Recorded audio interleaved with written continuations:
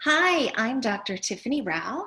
Welcome to this webinar titled Building Authentic Connections with Students and Families During Virtual Instruction.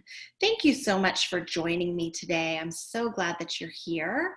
I'm really passionate about this topic because this is so crucial. No significant learning is going to take place unless we are connected to our students. There's actually a lot of research to back that up. So this is so important, and I really applaud you for taking some time out of your busy schedule to view this webinar and grow your skill set and grow as a teacher. I teach here at Cal State Fullerton in the Department of Special Education, although I've created this webinar to be more general. So I'll be sharing a lot of strategies and tips and ideas for no matter what setting you teach in or who your students are. So I came across this and I thought this was really kind of relevant to what we're going to be talking about. You know, classroom culture is about establishing connections and belonging within the classroom walls. And we know this, right, when we are teaching traditionally.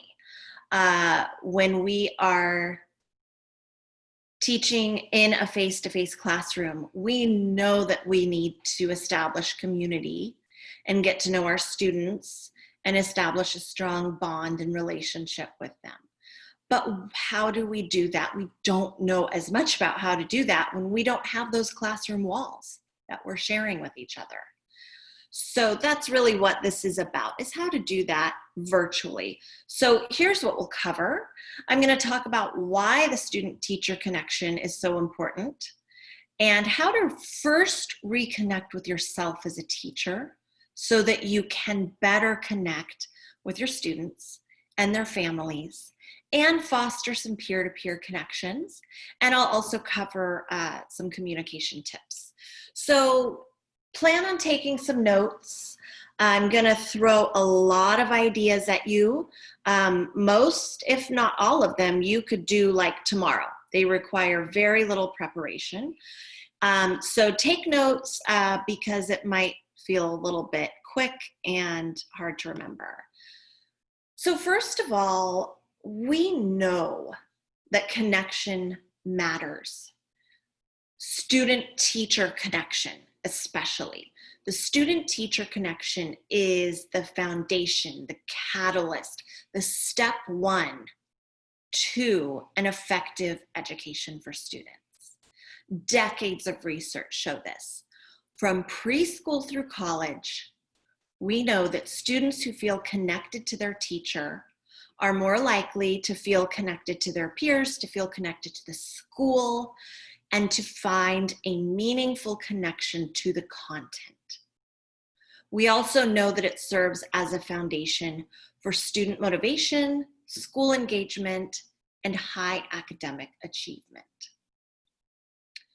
Students, more than anything, want to feel seen by you. They don't care so much about your credentials and your years of experience and any awards that you may have earned. What they really care about is knowing that you feel that you care about them and that you see them who they are. You see the parts of themselves that are most important to them. Store stats. And what I mean by that, you might have heard that before, but what we mean by that is, you know, you're going to sit down at the beginning of every school year, whether you're teaching face-to-face or online, and you're going to review the students' files, right? You're going to look at their prior test scores and grades and any notes that the previous teacher or teachers may have jotted down about them. You're going to look at, you know, do they have any allergies? That you need to be aware of? Do they have any special plans, IEPs, 504 plans, that sort of a thing? And those are important to know. Keep doing that. But then focus on their stories. Get to know them. And you can only do that by talking to them. So you've got to invest, just like you invest time with their files, you've got to invest the time getting to know them. If you skip that step, you may as well skip the whole year. It is so key to get to know your students and make them feel seen. So you've got to understand their stories over stats, but don't throw out the stats either.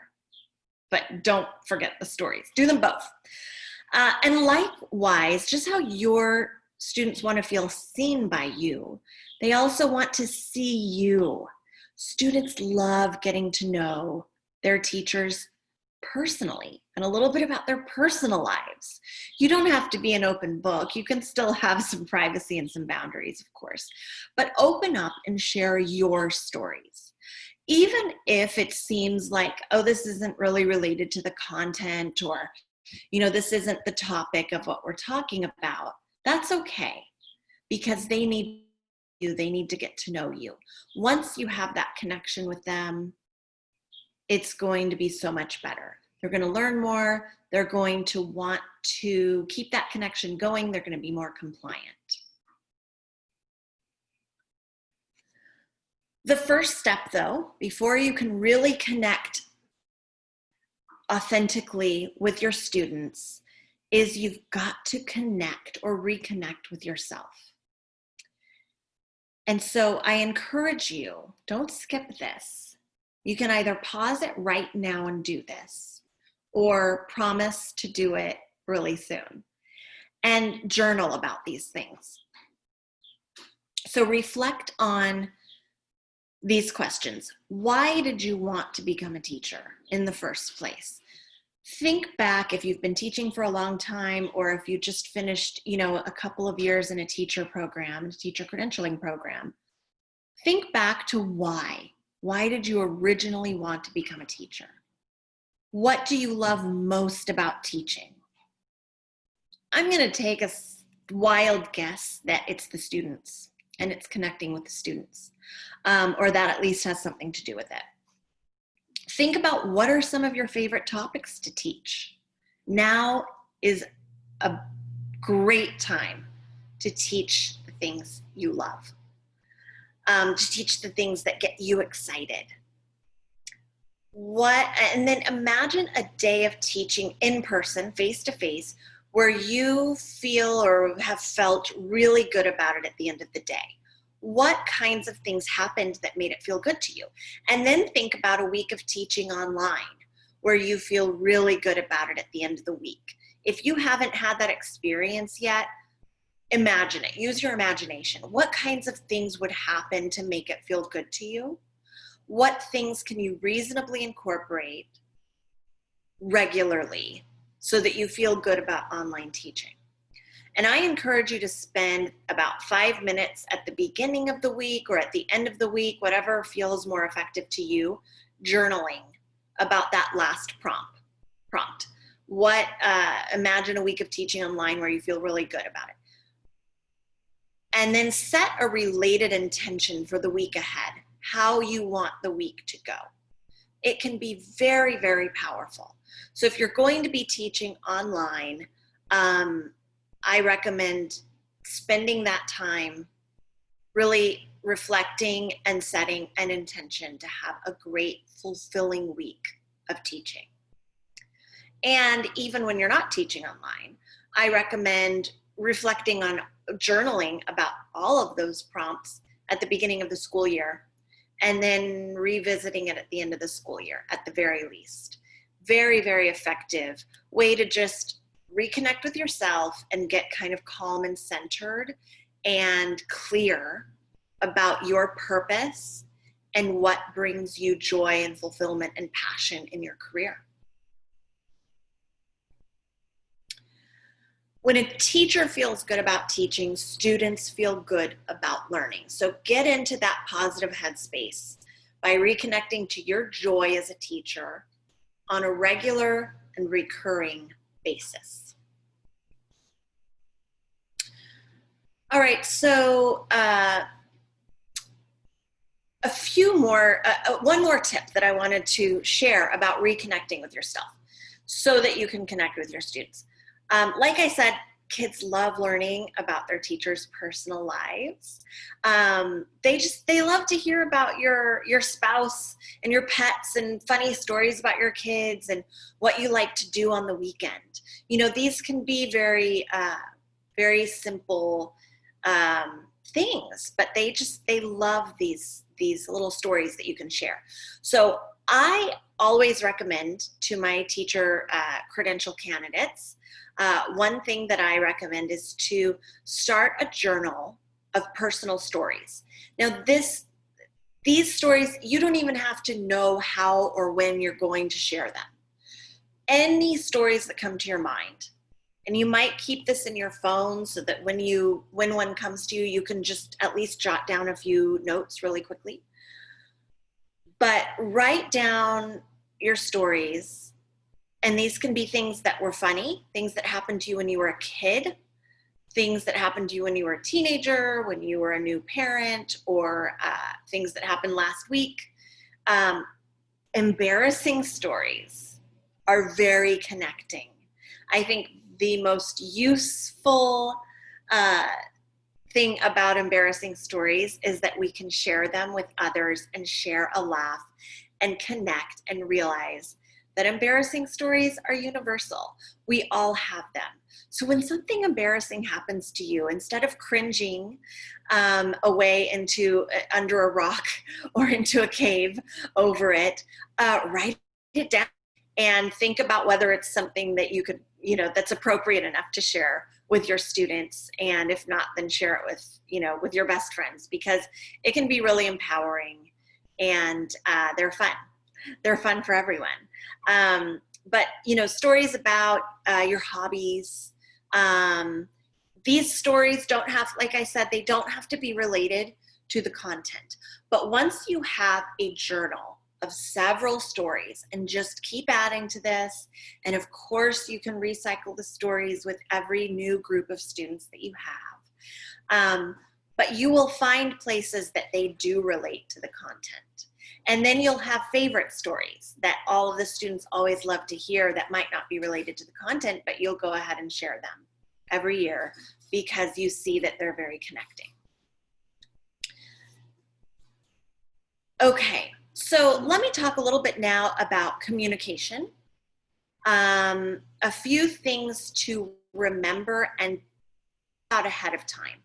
When schools closed very suddenly, like I said, we didn't have time to plan. We just had to go for it. Now you have time to plan. So I want you to really think ahead about how you're going to communicate with families.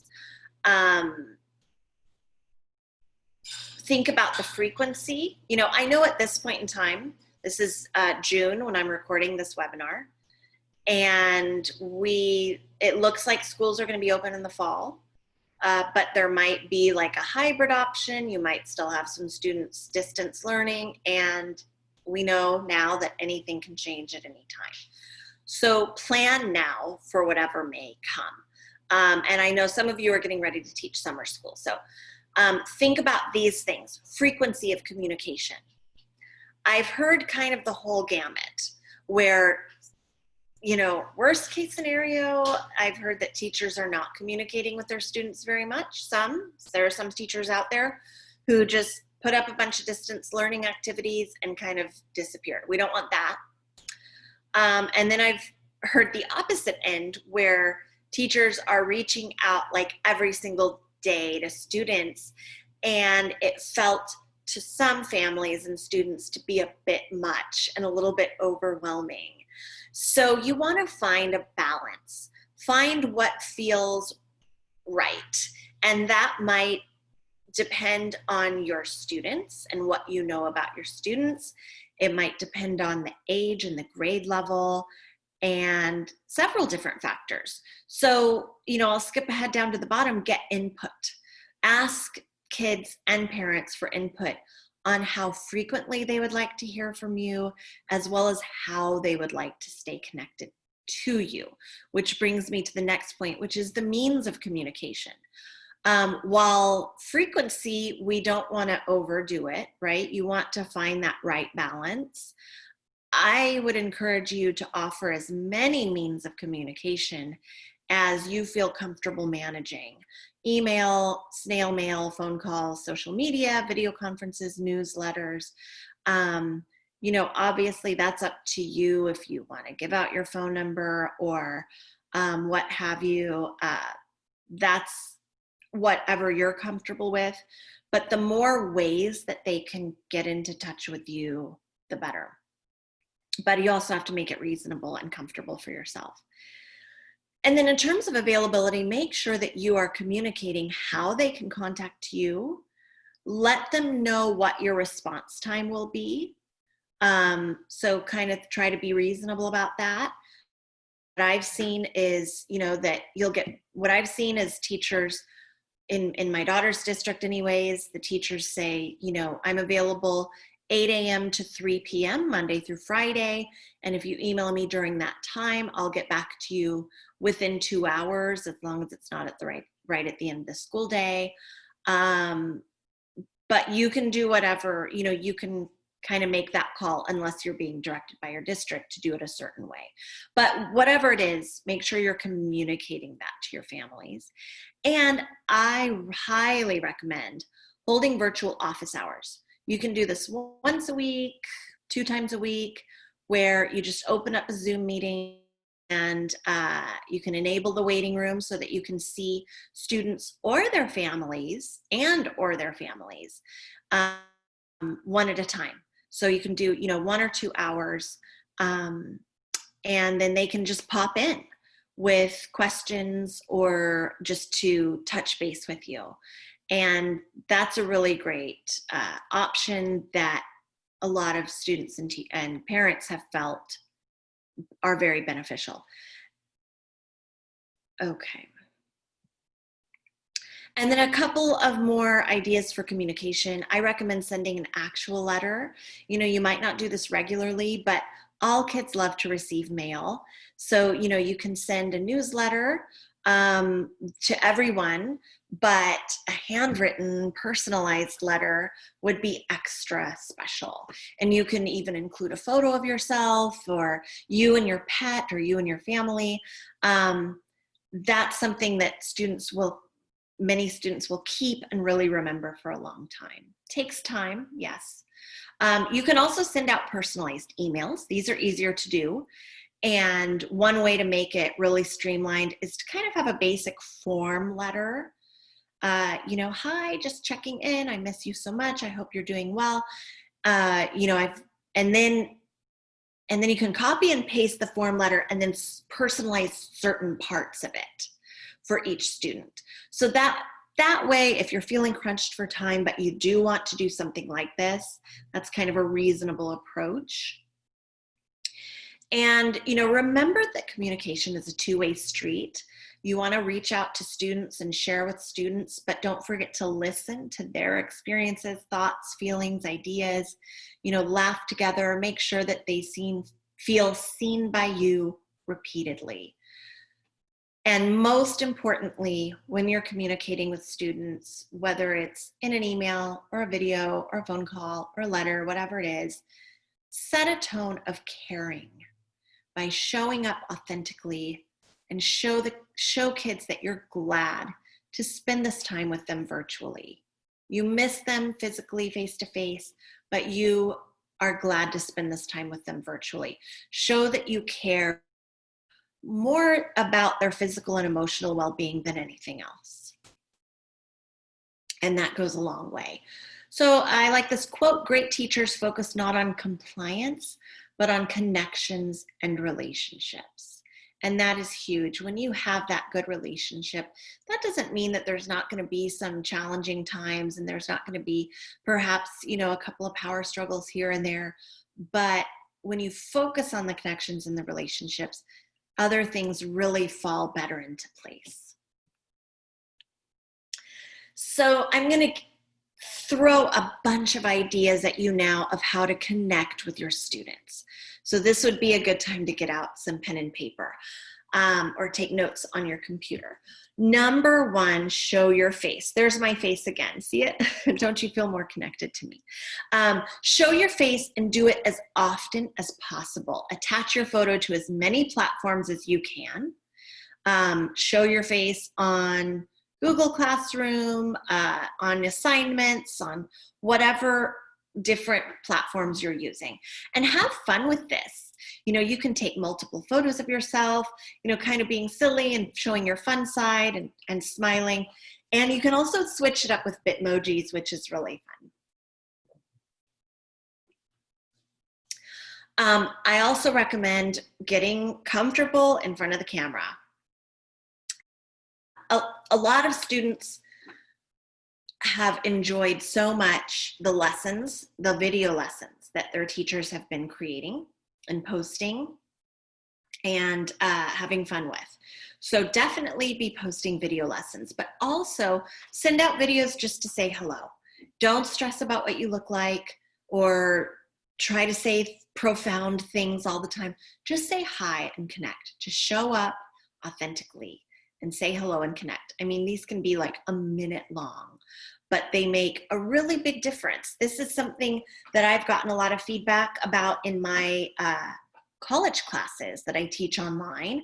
I post videos at the very beginning, an introductory video, and then I try to post like intermittently just a few other brief videos throughout the semester. And repeatedly, I get a lot of positive feedback about that, saying, you know, it just made me feel so much more connected. You know, gave more of a personal feeling to the online class, which can sometimes feel isolating. And they're so simple to do. I don't really even think about it, but I always get that feedback. And again, if grown-ups, if adults are feeling like, oh yes, I love that personal connection, think about our growing students. They need that so much. So that can go a really long way. And also, you can just give brief videos. You know, we have a lot of learning activities that you've posted for your students to do independently, but you can personalize that by just making a really brief video, 1 or 2 minutes, introducing some of those independent learning activities. They don't have to even be instructional, but you can just kind of talk about what's coming up and connect over the content in that way. And then I also recommend posting fun videos on social media, like a TikTok challenge. Throwback Thursdays on Instagram are a fun way to share childhood photos of yourself with your students. You don't have to do it on Instagram, but you know, if you have an Instagram account for your class, you can do that. And just follow the trends. Trends can serve a really great purpose of connecting people based on just widespread jokes and interests and entertainment. So I would follow those, tap into them, and when there's one that's school appropriate, you can jump in and have some fun with your students doing that. I really encourage you to be holding regular meetings, virtual meetings, with your students. I know some districts are requiring teachers to do that and others are not. I've heard the whole gamut where, you know, some teachers haven't held any meetings, or they held one and then never again. And then other teachers are holding daily meetings. I really, really recommend the virtual meetings because they keep students more engaged and connected. When you don't hold meetings regularly, students tend to feel like their teacher just disappeared, like they don't care, and they assume that the work that you've assigned is just like busy work. So invest that time in those regular meetings. I think the daily meetings are great. You probably can't really hold students accountable to daily meetings, but at least if you're able to offer them, you know, it's going to depend on your class and the grade level and just what feels kind of practical. But regular meetings, whether they're daily or a couple times a week, it's a great way to help students organize their day or their week. Make sure they're going to, check in, make sure they're going to get outside, get some exercise, see how they're feeling, and give some support on how to balance schoolwork and breaks in order to stay productive. Of course, virtual meetings can also serve to widen the gap between the kids who do and don't have access to technology. So be aware of that, and be sure you're reaching out to your district about any child who may not have access to technology, because most districts have some resources to offer. So definitely reach out to someone, to your principal, and see who you can get in contact about supporting those students. But for those students who don't have access and maybe they don't have those resources in place, make sure that you're reaching out more frequently to those students with phone calls, old-fashioned letters, so that you're maintaining connection and showing that you care. A few more ideas. You can hold a lunch bunch with students once a week on Zoom or whatever platform you use. And it's a great time just for general, non-school related conversation. I love the idea of having different themes. You can have hat day, bring a stuffed animal, pet day, spirit day, crazy hair day, you name it. And some days maybe you're going to take a really active role in conversing with your students, and other days you might just sit back and let students chat with each other and just be present and available if you're needed.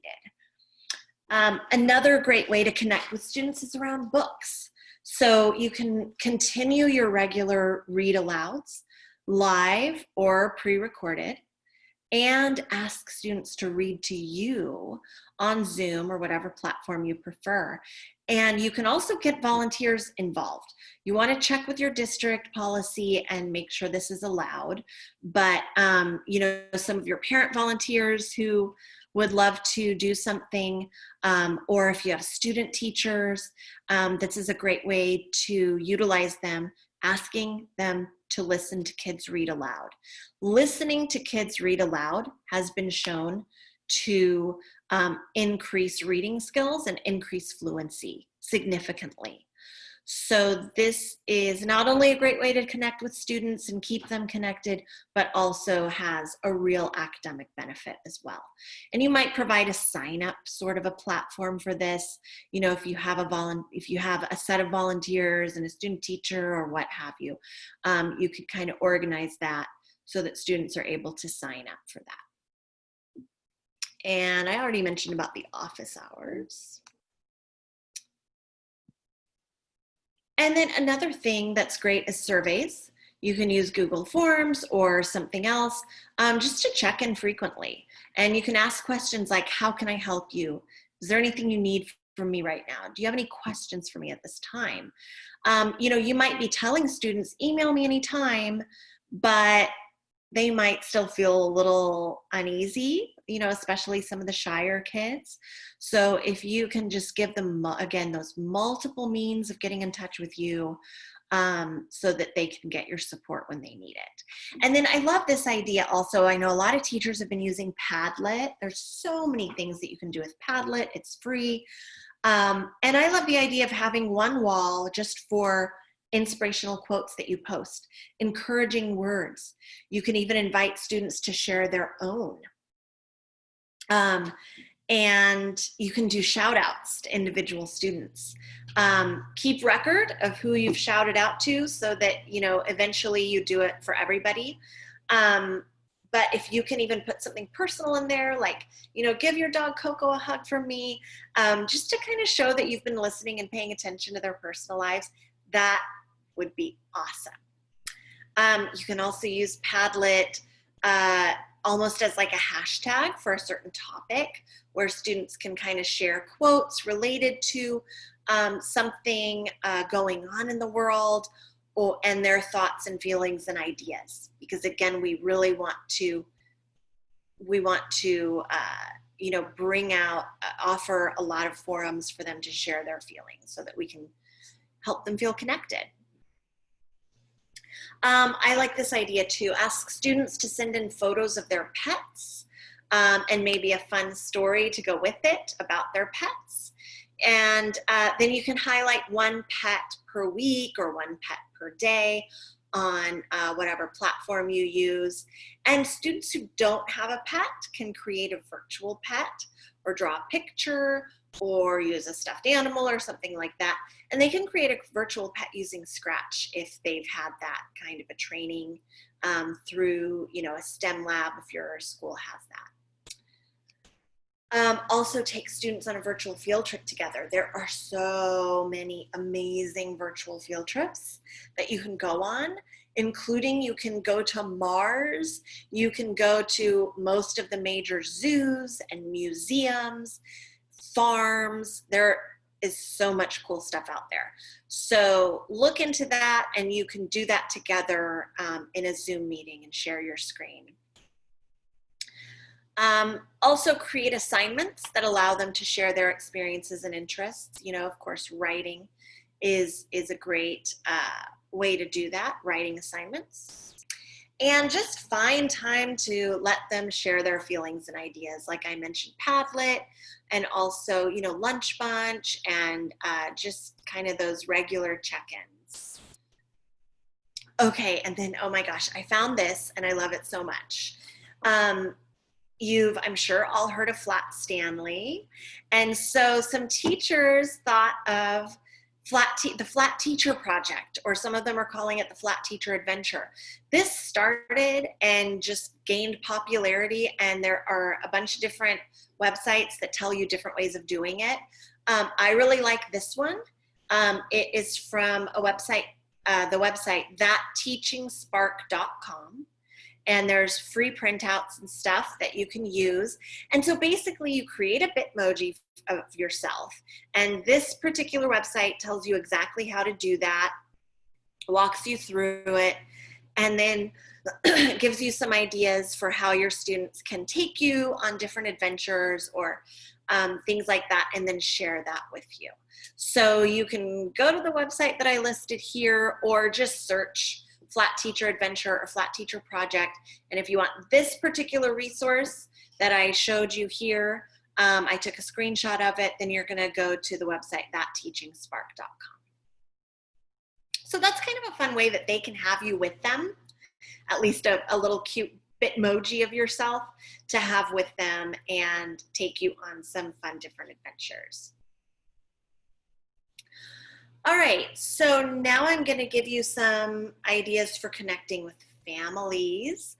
I just have a few ideas here. I really feel that you can do a lot of what you are already doing when you are teaching face-to-face, because so much of our interaction with families is more virtual or with email, phone calls, that sort of a thing.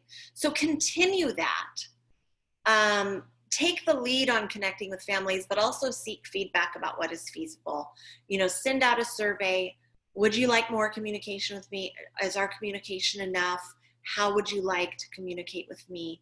You know, phone calls, emails, virtual conferences, but set limits. You know, definitely set some limits and boundaries. Provide scheduled options. I don't recommend making yourself available 24 hours a day, 7 days a week.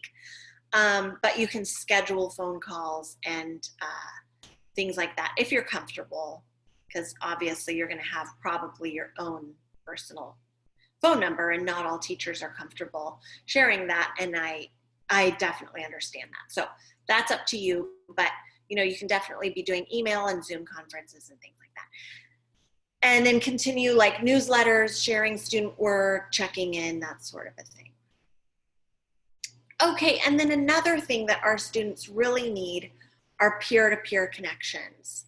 So I'm going to give you a bunch of ideas about that. Okay, so first of all, you can collect and share virtual notes of gratitude. So once a week, you would ask students to submit notes of appreciation about their peers, and then you would compile them into a slide deck or on your class site or whatever platform you use to share with the students and maybe with their families as well. Now, I would consider assigning peers to each other so that it doesn't become about popularity, so that everybody's getting some notes of gratitude. But I love that idea. You can also, on Flipgrid, post some fun questions or some check-ins and have the students create short videos responding to your questions. Now, these don't even have to be academically related. They can be purely fun and social, but you can connect it to academics. You can connect it to a topic that you're talking about, but it could also just be fun. And then you can have students respond to each other's videos. You'll need to moderate that, make sure responses are appropriate and positive. And then you might also need to set parameters, like each video can only have 2 responses. So if a video already has 2 responses, then go to someone else's, so that you can make sure all videos are getting responses and there's not, like, again, a popularity contest where 4 or 5 videos have like 15 responses, and then there's a few with only a couple, and then there's a couple with no responses, and then that would be really sad. So you want to think through those issues. And then along those lines, in addition to posting questions or check-ins, you can also post challenges, like build a blanket fort, draw a picture, make a commercial for your favorite food. You know, you can get more specific than that, and you can connect this to your content, or again, just make it for fun. But also make sure you participate too, and share photos or videos of yourself at home participating in the challenge. I've also heard of teachers doing Kahoot challenges. A lot of teachers do this in their classroom, but you can set it up to do it online within a certain time window. And that's another fun way for students to connect with each other. And then a social Padlet. Allow kids to post about what they've been up to. And you can follow a different theme each week. You might want to approve their posts first, depending on the grade level. Probably you would want to do that no matter what. And then you can also assign peer work. We do so much peer work when we're face-to-face, and you can definitely do that virtually as well. So, you know, very common in classes is to have book buddies or literature buddies or writing buddies. So you can still do that. Have your students call a peer buddy a couple of times a week. I really like the idea of them calling and talking to each other or FaceTiming a couple of times a week to talk about the book that they're reading and discuss perhaps a specific topic or prompt. And then have them write a summary, either on their own or collaboratively, about their discussion so that you can keep them accountable for keeping in touch with their buddies. And make sure somehow that you make the kids comfortable telling you if their partner is like unavailable. And it doesn't have to be like they're tattling on them. It can just be, you know, so that you can reach out and see what's going on. Maybe they're not able to, maybe they have a lot going on at home, whatever. That way, you know what's happening. And then also you can assign pen pals within your class. And they can write each other snail mail letters or emails. And you can get creative with this. I love the idea of relating it to the content, perhaps of something you're studying in history or social studies. You know, maybe you're studying the Gold Rush or World War II, and you can have them write to their buddy as though they are living in that time period.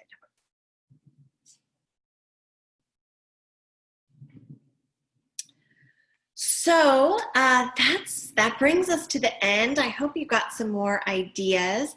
In summary, be sure you're making yourself visible, show your photo often, hold those regular meetings, create those little hello videos, communicate, think about what's going to be the right frequency and the right multiple means for getting in touch. And hold those office hours, follow trends, post fun videos, create some surveys and assignments that allow for student expression, and find ways for personal connection beyond your whole group meetings as well. And finally, don't forget to hold space for feelings, conversation, venting, and laughter. And here are some of the sources that I used to create this webinar. And that's it. So thank you again for joining me. I hope you have a great rest of your week.